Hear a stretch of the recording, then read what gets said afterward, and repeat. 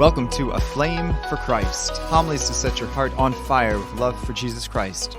My name is Father Joseph Gill, a priest of the Diocese of Bridgeport, Connecticut, and you've joined us for Ordinary Time 21 in August 2022. St. John Bosco was a priest in Turin, Italy in the mid-1800s, and while he was still a seminarian, he'd befriended another seminarian named Louis Camallo, who was just a great example of holiness. The two of them used to read Lives of the Saints together and speak about the joys of heaven. So one day, after a conversation about heaven, they decided to make an interesting agreement. They swore to each other that the first one of them to die would, if God allowed, let the other one know where the deceased was after death, whether he was saved or not. They even actually wrote down this promise as a contract, signed it, and told other people about it.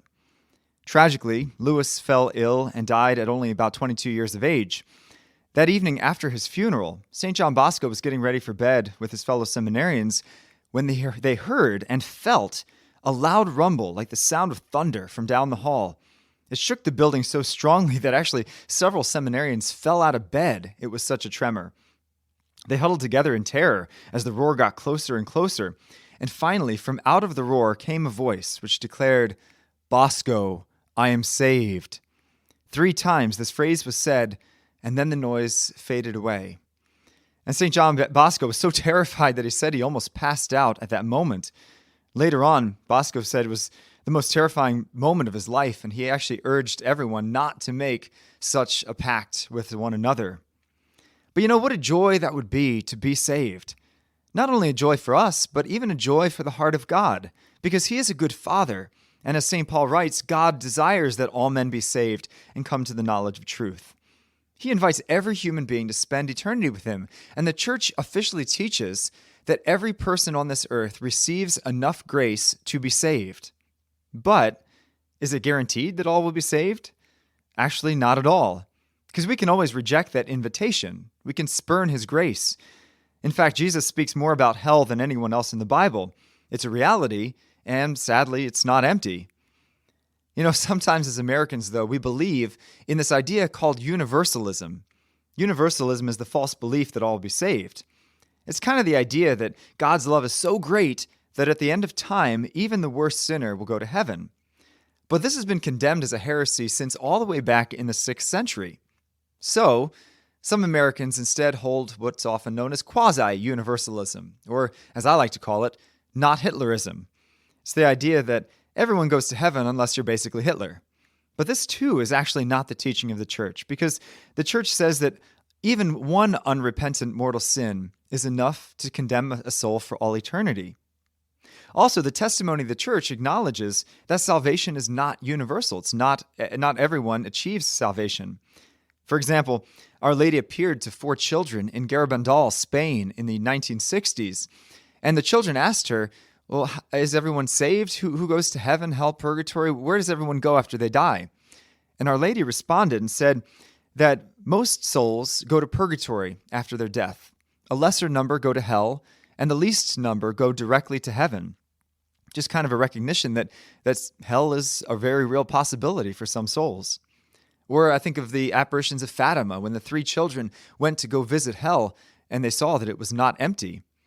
There's been many other saints who have had apparitions of hell, such as St. Faustina, St. John Bosco, St. Teresa of Avila, and they all testify that it's quite a terrible place of torment and that it's not empty. So we have to ask the question then, well, why would God send anyone there? And the answer is, he doesn't. It's not him who sends us there, it's we who choose it freely. Love requires freedom. You see, if God forced us to love him, it wouldn't be real love, and it wouldn't respect the dignity that we have as his sons and daughters. Think about back when we were children, and our mom would say to us, "All right, now you got to go give Aunt Gertrude a kiss at the end of some party." And so you kind of roll your eyes and you're like, "All right." And you go up and dutifully, kind of almost mechanically, you kiss Aunt Gertrude. Well, is that real love? Does that really mean anything? Well, of course not, if it's not done in freedom. So love requires freedom to be authentic. And so our Lord must necessarily give us the freedom to accept or reject his love, to accept or reject his grace, to accept or reject his offer of everlasting life. The choice is up to us. But then why would anyone choose to reject such a grace? because it's costly.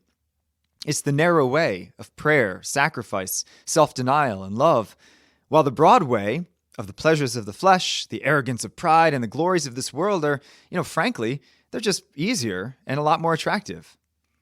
When I was growing up and would go on a Boy Scout campout, my dad was great about making sure that I got to Mass. And truthfully, I liked going to Mass, and sometimes it did help that I got to skip cleaning up the pots and pans after dinner, so that was a big plus. Yet on one campout, my dad picked me up at a certain location, took me to Mass, and drove me back to the campsite, which meant that I got to miss a really brutal 4-mile hike, straight up this torturous mountain. So when I finally arrived back at the campsite, being driven right to it, one of the other scouts came up to me, a guy named Chris, and he said, "Where have you been?" And I said, "Well, I went to Mass." And he kind of scoffed, and he said, "You went to Mass and missed the hike?"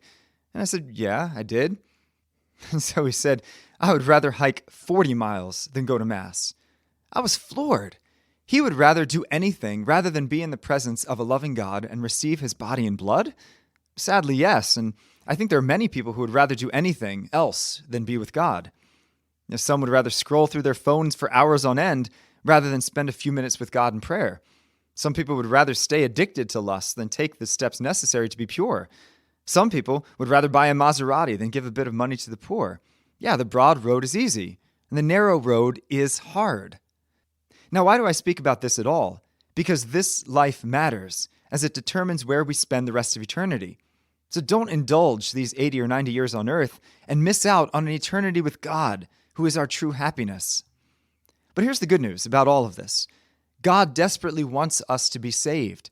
In fact, he wants it so badly that he would rather die than spend eternity without us. And he's given us every tool necessary to be saved. He's given us the sacraments, especially monthly confession, frequent devout reception of Holy Communion. He's given us the Bible and the church to teach us the way to holiness. He's given us the riches of prayers like the rosary and adoration. He's given us the lives of the saints.